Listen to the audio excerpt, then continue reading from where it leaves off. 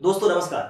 मैं हूं अशोक झा और आजकल आप देख रहे होंगे कि सड़क से संसद तक देश की केंद्रीय सरकार की सत्ताधारी पार्टी के द्वारा एक अभियान छेड़ा हुआ है और वो अभियान कांग्रेस पार्टी के पूर्व अध्यक्ष राहुल गांधी के विरोध में है।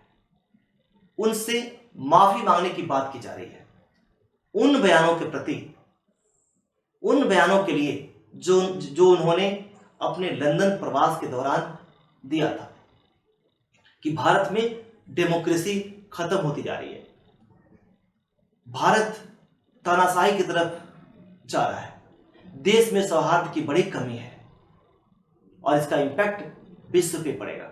लेकिन मैं इनकी बात आज नहीं कर रहा, मैं बात कर रहा हूं इसके कुछ दिन पहले की, जब एक अरबपति ने कुछ इसी तरह की बात अपने देश की केंद्र सरकार के विरोध में किया था, नरेंद्र मोदी जी के विरोध में किया था। हालांकि वो अरबपति अपने पॉलिटिकल बयानों के चलते अलग अलग देशों में अपनी राजनीति में अपने चोंच डालने के लिए प्रसिद्ध रहे हैं। बिना मतलब बेतुकी की बातों टांग अड़ाने के लिए उन्हें कई जगह से अराजकता के एजेंट की भी विशेषण से संबोधित किया जाता है।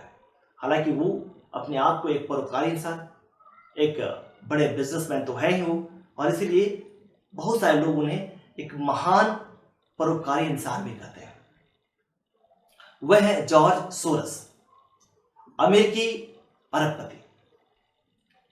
उन्होंने 370 की जो धारा हटाई गई थी भारत में, कश्मीर वाली, और सीए जो लाया गया था उसके विरोध में ही बोला था उन्होंने। और साथ ही साथ इधर जब देश में अडानी की बात आई है, जब उनके विपक्ष में, उनके अगेंस्ट में जो रिपोर्ट आया है हिडनबर्ग का, तो इन्होंने कहा कि इसमें चूंकि अडानी का संबंध श्री नरेंद्र मोदी से बहुत ही घनिष्ठ है, इसलिए मोदी जी को पार्लियामेंट में एक बयान देना चाहिए। इससे रिलेटेड उन्होंने ये भी कहा कि यह देश तानाशाही की तरफ जा रहा है। हालांकि ये बात बिल्कुल बेबुनियाद है और बिल्कुल भी सही नहीं है, और यही कारण था कि सत्ता पक्ष के तो लोग इसके विरोध में थे ही, जो विपक्ष के लोग हैं उनकी बड़े नेता चिदंबरम जैसे नेता भी इसके विरोध में आए और उन्होंने कहा कि हम लोग इससे कोई इत्तेफाक नहीं रखते, हम उनकी बातों को कोई तरजीह नहीं देते। हालांकि अपने देश के जो विदेश मंत्री हैं एस जयशंकर जी, उन्होंने साफ साफ कहा था कि ये इस आदमी की बातों को सुनने का कोई मतलब नहीं है। उन्होंने इसे जिद्दी, अड़ियल और खतरनाक अरबपति के विशेषण से संबोधित किया।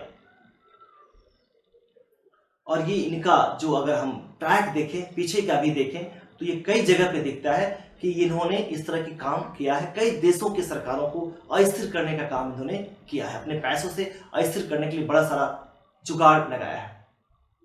यहां तक कि अमेरिका में जॉर्ज बुश को राष्ट्रपति नहीं बनने देंगे, इस बात को लेकर उन्होंने 125 करोड़ रुपए का खर्च किया था। यह और बात है कि जॉर्ज बुश राष्ट्रपति बने थे, उसके बाद ओबामा के लिए, हिलरी क्लिंटन के लिए, जो बाइडेन के लिए इन्होंने काफी पैसे भी खर्च किए इन्हें राष्ट्रपति बनाने के लिए।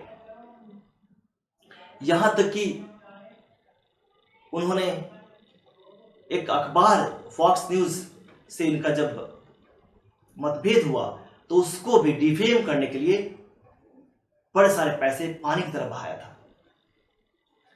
ये और भी बात है कि इसके अलावा इन्होंने परोपकार पे भी बहुत पैसे बहाए हैं। हर देश में इनका कोई न कोई इस तरह का प्रोजेक्ट चलता है, वहां पे गरीबों के, उनकी स्थिति को, उनके विकास के लिए, उनके जीवन स्तर को बढ़ाने के लिए बहुत पैसे इनके एनजीओ द्वारा खर्च किया जाता है। अब दोस्तों सवाल उठता है कि जॉर्ज सोरस है कौन, इन महानुभाव का परिचय क्या है। दोस्तों जॉर्ज सोरस हंगरी में जन्मे अमेरिकी अरबपति है और देश नहीं, अपने देश नहीं बल्कि विश्व के एक बड़े निवेशक के रूप में जाने जाते हैं, इन्वेस्टर के रूप में जाने जाते हैं।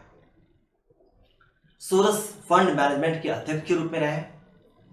इनका जन्म 1930 में हंगरी में हुआ था उस समय द्वितीय विश्व युद्ध का समय था उसके बाद का, और ये यहूदी थे और वहाँ पे यहूदियों को खोज खोज कर मारा जा रहा था। और यही कारण था कि उनके घर वालों ने फेक आईडी बना रखी थी ताकि वो वहाँ उस कंडीशन में अपने आप को बचा सके, सरवाइव कर सके। जब युद्ध खत्म हुआ 1947 में वहाँ पे कम्युनिस्ट की सरकार आई, तब वो वहाँ से लंदन आ गए, बुडापेस्ट से लंदन आ गए। और वहाँ आने के बाद आ तो गए, लेकिन उनके परिवार के सामने एक बड़ी चुनौती थी अपने आप को जिंदा रखने की, क्योंकि पैसे की कमी थी, रहने का जगह नहीं था। और उस कंडीशन में उन्होंने कूली का भी काम किया, वेटर का भी काम किया और पैसे इकट्ठा कर लंदन स्कूल ऑफ इकोनॉमिक्स से पढ़ाई भी की। उसके बाद 1956 में वो अमेरिका आ गए और उन्होंने वहाँ पे फाइनेंस एंड इन्वेस्टमेंट में अपना जोर आजमाया और उनका डिसीजन बिल्कुल सही हुआ। और आज एक बड़े निवेशक के रूप में, आप उन्हें जो भी कहें, सटोरियो के रूप में, शेयर्स के एक बड़े गुरु के रूप में और बहुत बड़े उद्योगपति के रूप में सामने हैं। उन्होंने बहुत पैसा कमाया, पैसा था उनके पास में, और उस पैसा कमाने के बाद आज वो विश्व के लगभग हर कोने में उनका कोई ना कोई प्रोजेक्ट चल रहा होता है, भारत में भी चल रहा होता है। यहाँ तक कि स्वच्छता अभियान में भी वो पैसा लगाए हुए हैं और लोगों के जो गरीब लोग हैं या वहाँ के लाइफ के उनके जीवन स्तर को बढ़ाने के लिए काम कर रहे हैं। लेकिन उसके साथ साथ उनकी ये प्रॉब्लम, जहाँ पे वो जिद्दीपन दिखाते हैं, अड़ियलपन दिखाते हैं, जहाँ उन्हें पसंद नहीं है उसको अपने पैसे के बदौलत उसका स्थिर करने की पूरी कोशिश करते हैं।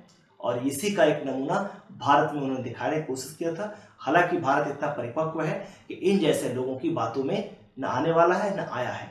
भारत के लोगों को अपने लोगों को ठीक करने, अपने डेमोक्रेसी को बचाने, अपने डेमोक्रेसी को बढ़ाने बिल्कुल अच्छी तरह से आता है। और यही कारण है कि पक्ष हो या विपक्ष हो, सब के सब उन्हें एक स्वर से इस बात को नकार दिया, उनकी बातों को तोड़ नहीं दिया। हालांकि अखबारों की सुर्खियां ये बातें बनती रही थी।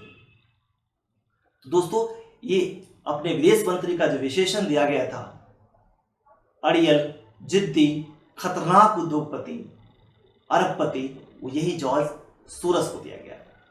कैसा लगा जॉर्ज सोरस के बारे में आपकी जानकारी, हमारी जानकारी? मिलते हैं किसी और विषय पे, तब तक अपना ख्याल रखिए। नमस्कार।